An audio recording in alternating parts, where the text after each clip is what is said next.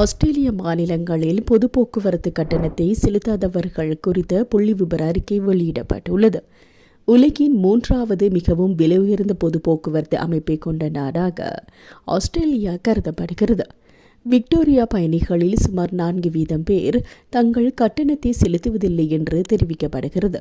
இதன் விளைவாக விக்டோரியாவிற்கு $28 மில்லியன் இழப்பு ஏற்படும். ஆஸ்திரேலியாவிலேயே நியூ சவுத் வேல்ஸ் தான் அதிக கட்டண ஏய்ப்பு விகிதத்தை கொண்டுள்ளது. இது 8% என மதிப்பிடப்பட்டுள்ளது. அதன் இழப்பு $127 மில்லியன் ஆகும்.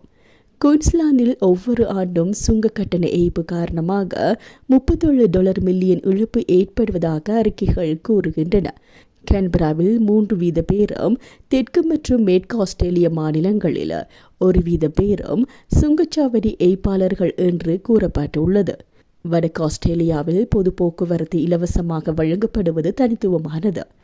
இதேவேளை ஆஸ்திரேலியாவின் உள்நாட்டு பொருளாதாரத்தில் கட்டண ஏய்ப்பின் தாக்கத்தை குறைக்க கட்டணங்களை குறைக்க வேண்டும் என்றும் கூறப்படுகிறது.